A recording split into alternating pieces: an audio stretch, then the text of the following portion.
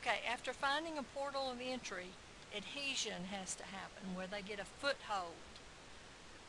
It's depending on the binding between the molecules on the host and the pathogen. The receptors have to find a host to penetrate. And they'll use fimbriae, flagella, their glycocalyx, cilia, suckers, hooks, and barbs to do this. You can see here some of the adhesion mechanisms for like diarrhea. That's from the fimbriae that adhere to the intestinal cells. Syphilis, you've got tapered hooks that embed in the host cells. Lung infections, they use fimbriae and the slime layer. Influenza, viral spikes. Polio, there's receptors on the target cells that the capsid's attached to. So you see giardiasis, I have a hard time with that one.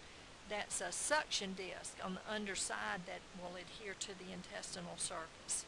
So they have to find a portal of entry, and then they have to adhere, and then they have to invade and become established. Exoenzymes, this is where the bacteria will produce these extracellular enzymes that dissolve barriers and penetrate through them or between the cells so that they can invade the underlying tissues underneath.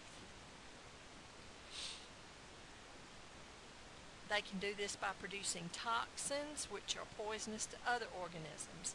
They're usually exotoxins that the bacteria secrete to damage the target cells, which will then die and start sloughing off.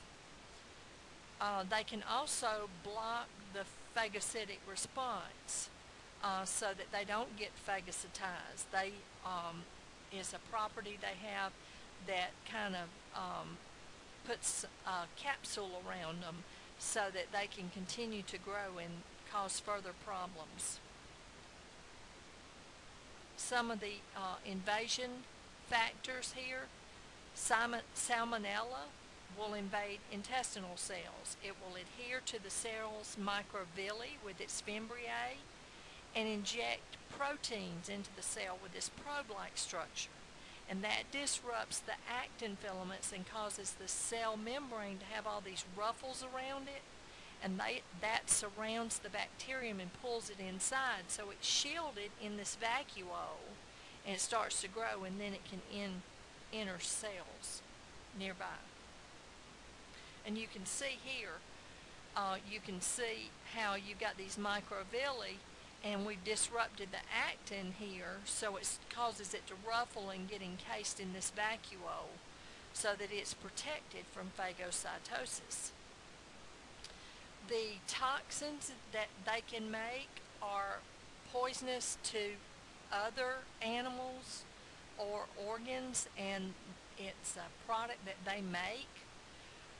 Toxinosis are adverse effects of toxins. Toxemias, where the toxins spread by the blood from the site of infection, like diphtheria and tetanus. And intoxication is where you ingest the toxins, like botulism. Necrosis is where you have accumulated damage that causes cell and tissue death. Here you can see these bacterial toxins. The endotoxin, it's not secreted, but it's released after the host cell is damaged, and it's part of the outer membrane and gram-negative cell walls. And the exotoxin, that's secreted by a living bacterial cell into the infected tissue, and it's very specific about its target cell, and it disrupts the membrane by, like hemolysins, will disrupt red blood cells, and we'll see this in lab. But you can see here, those exotoxins will damage heart, muscles, blood cells, and intestinal tract. The general and psychological effects of these endotoxins can be just fever, malaise, aches, shock. And that leads us to our next concept check, refers to accumulated damage that leads to cell and tissue death, and death would be necrosis.